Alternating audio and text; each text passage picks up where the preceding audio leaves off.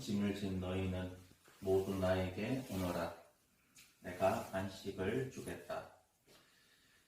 제 삶에서 힘들었던 시절 중에 고등학교 때가 기억이 납니다. 아침 9시쯤에 정규 수업이 시작이 되었던 것으로 알고 있습니다. 그런데 그 전에 보충 수업이 있었고 또 그 전에 방송 수업이 있었습니다. 그 전에는 영어 듣기가 있었습니다. 그래서 저는 새벽 5시에 일어나서 학교 갈 준비를 했습니다. 학교 수업이 끝나고 나서도 문제였습니다. 끝나고 나서 역시 보충 수업이 있었고 그 다음에는 야간 자율학습이라고 했는데 사실 야간 강제학습이었습니다. 그 이후에도 저는 학교를 떠날 수가 없었습니다. 학교 내 도서실이 있었는데 밤 12시까지 공부를 해야 했습니다. 그래서 육체적으로 정신적으로 아주 피곤했던 시절이 고등학교 시절이었습니다. 그런데 신기하게도 공부를 하면 할수록 공부가 더 잘 안 되었습니다. 그리고 수업 시간에는 피곤하니까 조는 버릇이 생겼습니다. 그 버릇을 가지고 저는 신학교에 입학을 했습니다. 그래서 신학교 수업에도 졸았던 그런 경험이 있습니다. 그래도 공부에 대한 열의가 있어서 제일 앞줄에 앉아서 수업을 듣고 있는데 이 조는 버릇 때문에 계속 이렇게 앞으로 꾸벅꾸벅 졸았습니다. 그때 제 동기 신학생들이 별명을 붙여주었는데 목 없는 귀신이라고. 앞에서 열심히 공부를 했지만 뒤에 있는 동기 신학생 목에는 제 목이 보이지 않아서 그런 별명이 붙여졌습니다. 영어 속담에 이런 말이 있습니다. 일만 하고 놀지 않으면 바보가 된다.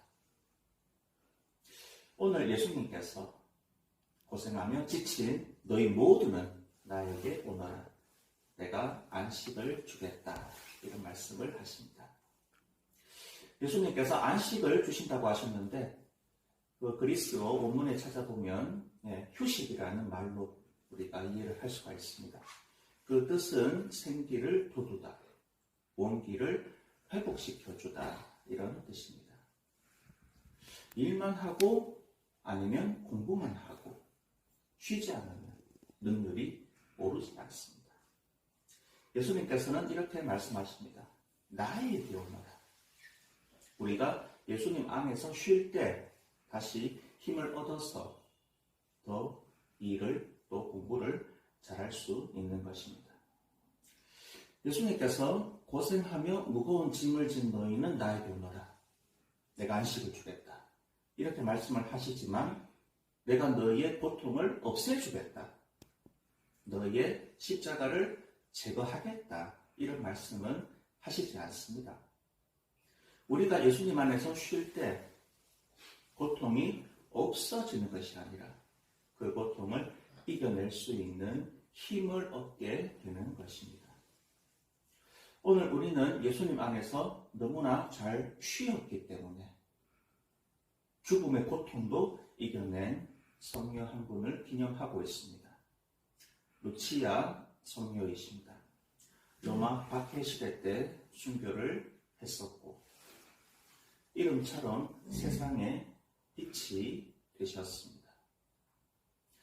우리는 열심히 또 부지런히 살아야 됩니다. 그런데 여기에 한 가지 유혹이 있습니다. 성실하게 열심히 생활하지만 예수님 안에서 쉬지 못하고 다른 사람을 돌보지 못하고 이러면 내 삶의 무게는 더 가중될 것입니다. 주님께서 개인적인 초대를 하십니다. 나에게 와서 쉬어라.